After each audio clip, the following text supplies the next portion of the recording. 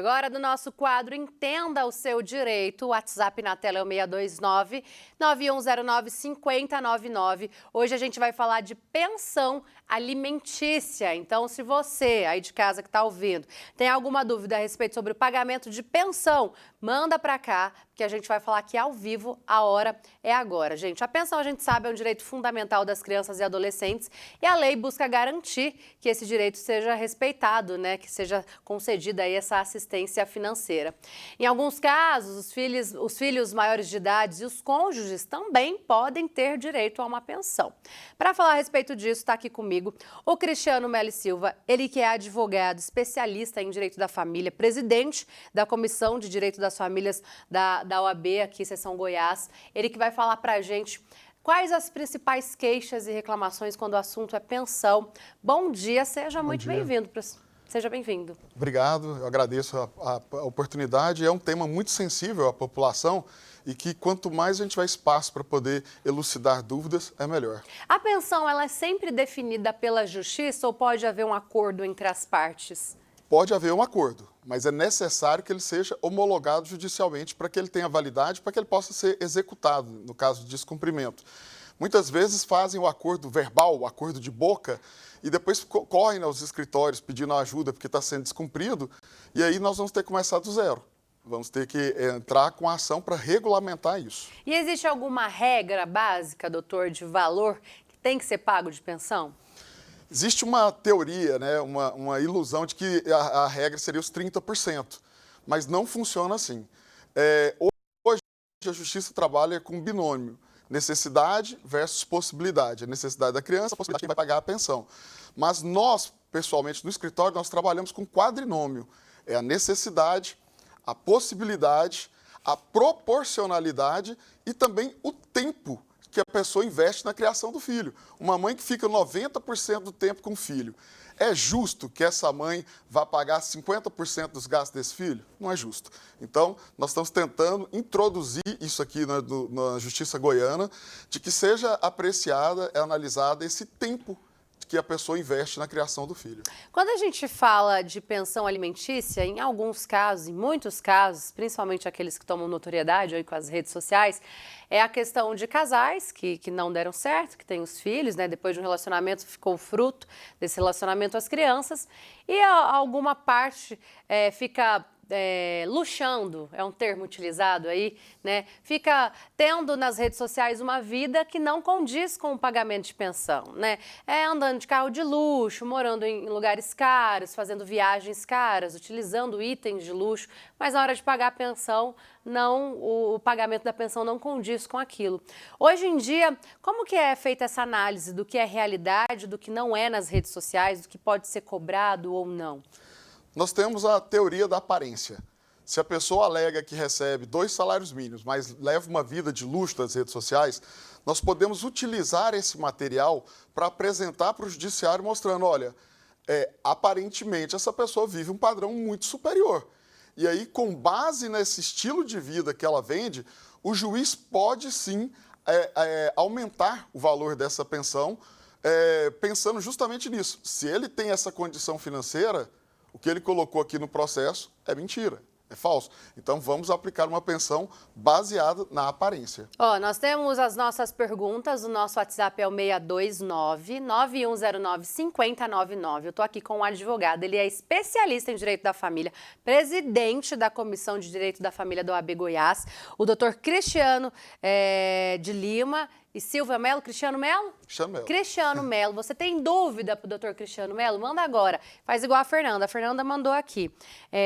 Ela tem uma filha de 11 anos e a 9 ela não recebe pensão. O pai não ajuda com nada. Ela falou que não sabe como solicitar a pensão, já que ele mora em outro estado, ela não tem o endereço, não tem o telefone, não consegue localizar o homem, mas ela sabe da localização dos avós, dos pais dele. Só que ela não tem nenhum telefone, assim, como que ela pode fazer para tentar localizar essa pessoa para ajudar?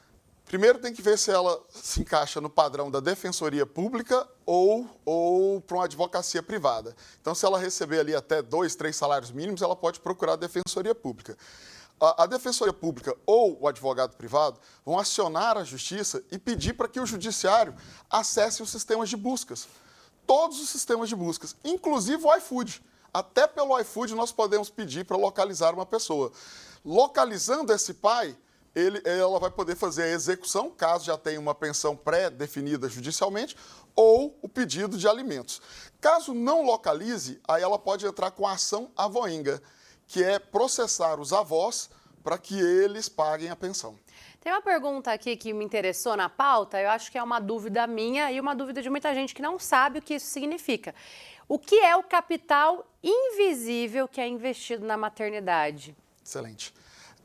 Hoje já existe uma tese, a tese do capital invisível investido na maternidade, que é o seguinte: você, mãe, faz dupla, tripla jornada e às vezes o pai só trabalha ali no emprego dele, chega em casa ele não ajuda.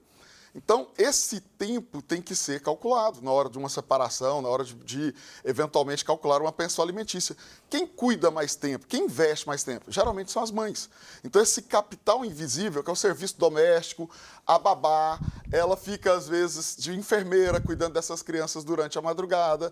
Então, esse tempo que a mãe investe na maternidade, ele tem que ser mensurado tanto na hora do divórcio quanto no processo de alimentos.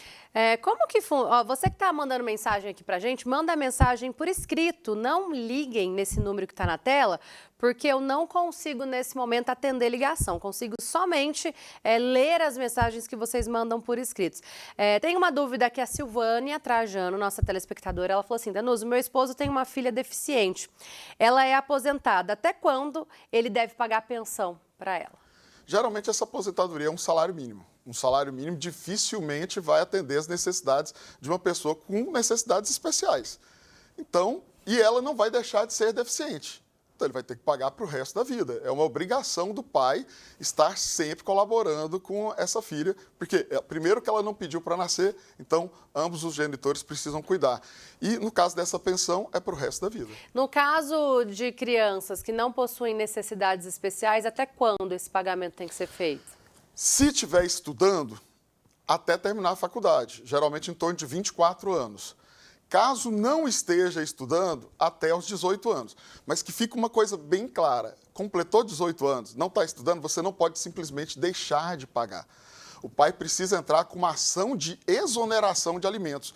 O maior erro que acontece hoje, os pais simplesmente deixam de pagar e depois sofrem um processo de execução. Então tem que procurar um advogado e dar entrada com o pedido de... exoneração de alimentos. Exoneração de alimentos. Tem mais perguntas chegando, muitas perguntas chegando aqui. E a gente estava falando aqui antes do quadro começar, do nosso quadro Entenda Seu Direito, a respeito de uma campanha da OAB Goiás aqui, a respeito das custas processuais para crianças. Como que funciona essa campanha, doutor?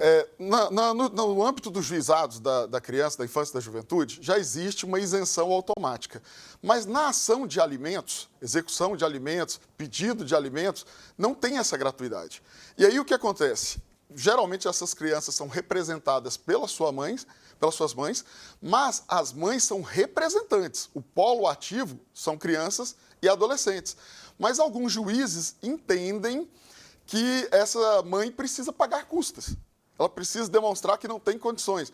Mas isso tem que ficar claro, não é uma ação da mãe. É uma ação da criança ou do adolescente. Inclusive, o STJ já decidiu isso. Então, a OAB Goiás uniu forças aí com a sociedade no sentido de que haja uma mudança no regimento de custas do Tribunal de Justiça de Goiás. Para quê? Para que essa isenção seja automática. Tá certo. Cristiano Melo, advogado, especialista em direito da família. Muito obrigado pelos esclarecimentos. Pessoal que estiver em casa, que não conseguiu mandar sua pergunta a tempo, quiser encontrar o senhor, quais as redes sociais, o telefone? Tem um perfil novo, que agora eu fiz uma adaptação, chama Seu Advogado de Família. As pessoas podem mandar as perguntas lá, inclusive eu vou abrir uma caixinha de perguntas lá, e podem fazer perguntas em todas as áreas do direito das famílias e sucessões que eu responderei. Só mais uma pergunta aqui antes da gente ir embora. Uma telespectadora falou assim, que o meu marido está doente, não está trabalhando. Aí a ex-mulher fica chantageando ele com a pensão, falando que vai mandar o advogado para cima dele, ele se fala que se não vai pagar, vai pôr ele na cadeia. Aí ela falou que a menina tem 15 anos, só vive na rua, nas baladas, que ela já bebe e que o pai, nesse momento, está sem condições de continuar ajudando. Como proceder? Pai doente não significa que o filho vai deixar de comer. filho vai continuar tendo necessidade de alimentos, vestuário e tal. Infelizmente, é assim. Então, o que ele precisa fazer? Entrar com uma ação revisional para poder abaixar esse valor enquanto ele está doente. Mas ele vai sim ter que continuar pagando. Tá certo. Obrigada pela participação. Advogado Cristiano Melo, bom dia para o senhor. Bom dia, muito obrigado, estou sempre às ordens.